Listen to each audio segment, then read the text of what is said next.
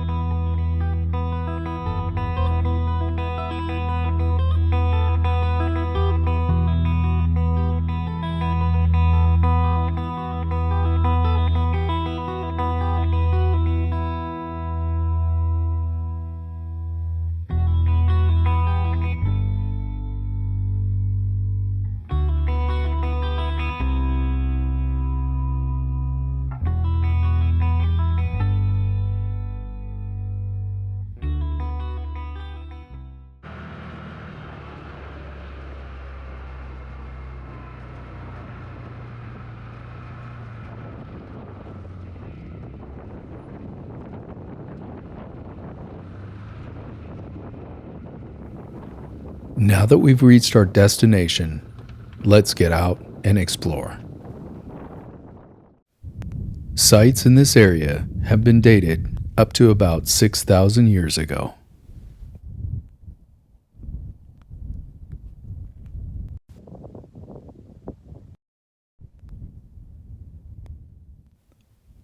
These fragments of pottery, shaped by the skilled hands of the Kumeyaay people, are more than objects. They're windows into a way of life, deeply rooted in this land. Alongside them, the remains of tools and a fire pit speak volumes about the creativity and survival of a culture that thrived here for generations.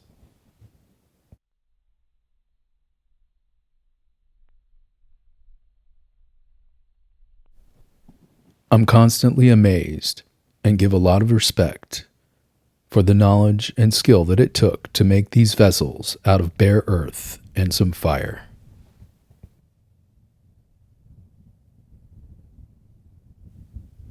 If you happen to come across a place like this, please explore it and enjoy it, but leave the artifacts where they are so that others may enjoy them, and the history will remain for generations to come. This site is located close to the shores of an ancient lake, Lake Kauhia. The lake existed in several stages over the last 2,000 years, periodically draining and refilling and eventually disappearing sometime after the year 1580. During its existence, the lake supported a rich environment with fish, water, shellfish, and vegetation along its shores. These resources supported human population on its shores, as evidenced by a number of archaeological sites just like this one. When the lake filled, it may have encouraged ancient people to migrate to the area. This migration is considered to be a possible source for the spread of agriculture in the area. When the lake dried out, after about the year 1580, these people would have migrated back south and west, a move possibly recorded in their oral traditions of these people. When the lake reached its highest levels, it connected with the Gulf of California, and legends have it that lost ships, sometimes described as pirate ships or galleons, sailed the lake, and are now buried in the sands of the desert.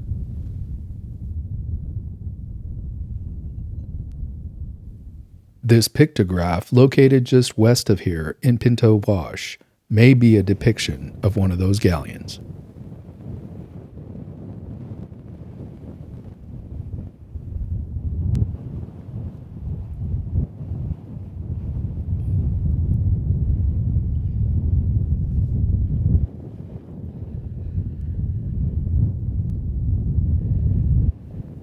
Looking at the back of this piece here, you can see the fingerprints of the people that made it.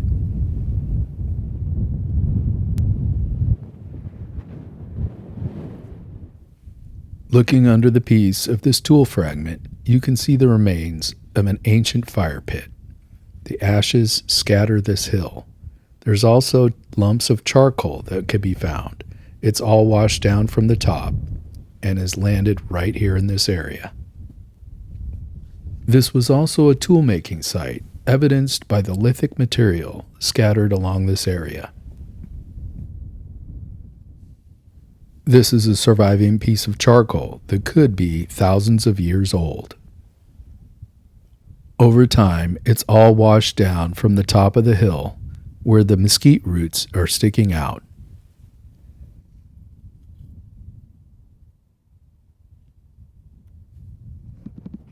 These rocks that you see here are all remnants from the tool-making process.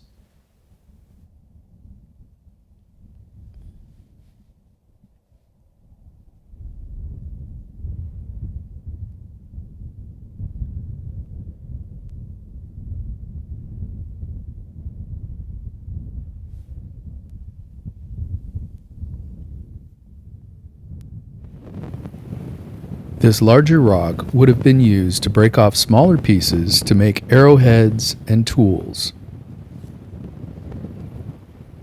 All of these rock fragments laying in this area were definitely worked by humans at one point in time. These two short clips show the process and how it was done. It took a lot of skill to perfect this process in order to make these tools.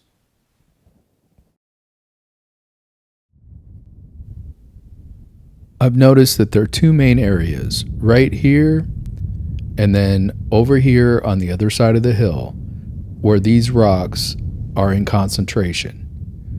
The fire pit is up on the side of this hill, and over time, all of this stuff has worked its way down to its present location.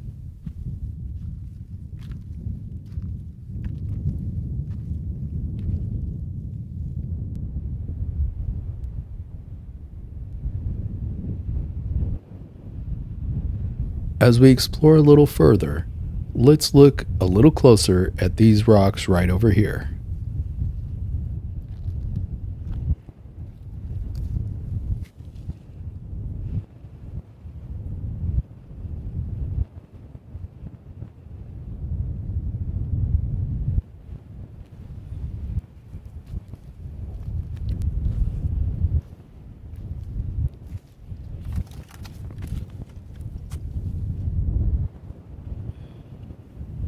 The edges of these worked rocks are still extremely sharp after all these years and could have been fashioned into arrowheads, scrapers, and various other tools.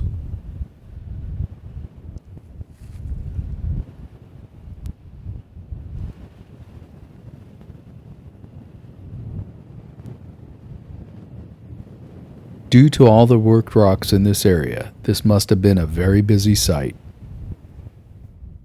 These mesquite roots that are sticking up out of the ground here are the remnants of the old village. Over here is a new stand of mesquite trees, and this is where we go next. The natives of this area knew that where these mesquite trees grew, that there was water, and that there was shelter, and that if they dug down below, they would find water.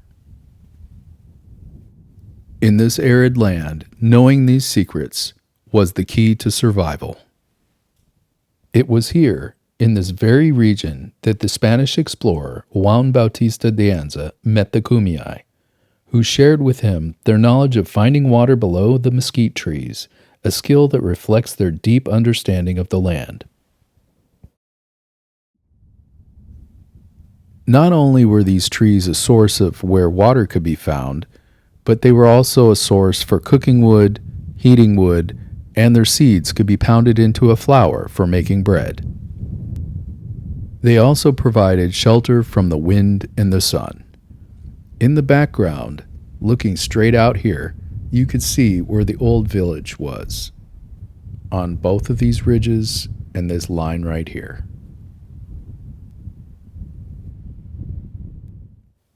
Let's walk over here in this little grove and look around a little bit. You can see that it would be a great place to build a little hut or a shelter of some kind. You would have protection from the wind and the sun.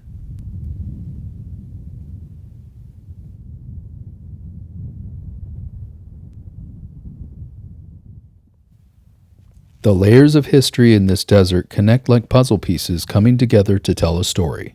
This well, crafted by early pioneers in the 1900s, links the world of the native Kumeyaay to those who arrived later. Learning to adapt to the harsh environment, these early pioneers capitalized on the knowledge of the Kumeyaay and understood that there was a water source directly beneath their feet. Looking south from the village site, you can see just how close that the pioneers built their well.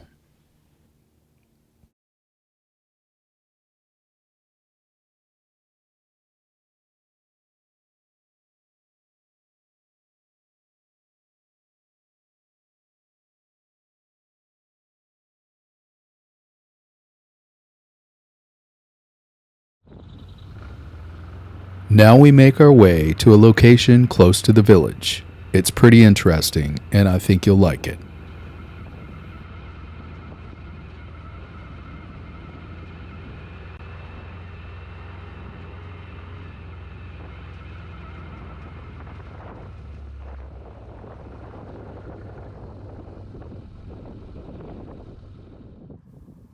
Near the village lies this small rock wall, a clue to another aspect of life in this arid land. Its placement suggests it could have been used as a strategic ambush site for hunting. The Kumeyaay, skilled in understanding their environment, likely used natural and constructed features like this one to outsmart prey, turning the harsh desert environment into a source of subsistence. This small rock wall is situated at the base of a hill, with a long open valley just in front of it. This would have been an excellent place to ambush prey as it wandered by.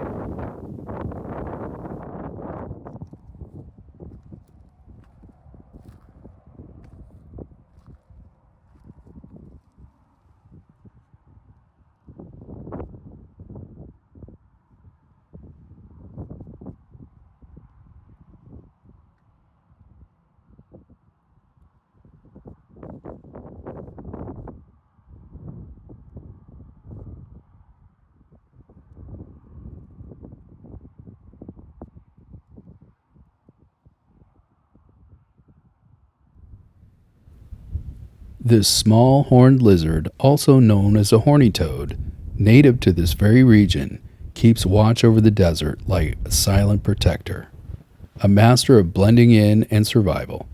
It ties the past to the present.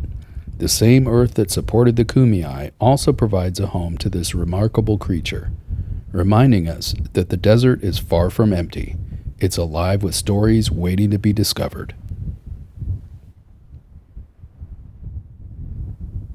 Horned lizards are a genus of lizards native to North and Central America. They're characterized by their flattened, round bodies, blunt snouts, and distinctive horns on their heads. There are about 21 different species of horned lizards, often mistaken for toads due to their wide bodies and stubby tails. Although I'm not seeing that, these lizards are known for their unique defense mechanisms also, including the ability to squirt blood from their eyes to deter predators. Their diet consists primarily of ants and other small insects, and they never migrate from the area that they live in. they stay in that area for the existence of their whole life.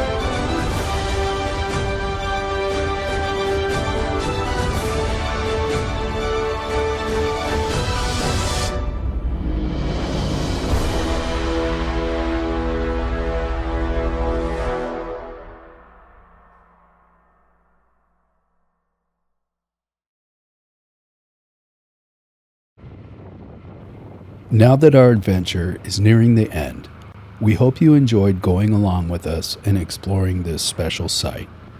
The Yuha Desert holds its secrets close, sharing them only with those who approach with curiosity and care.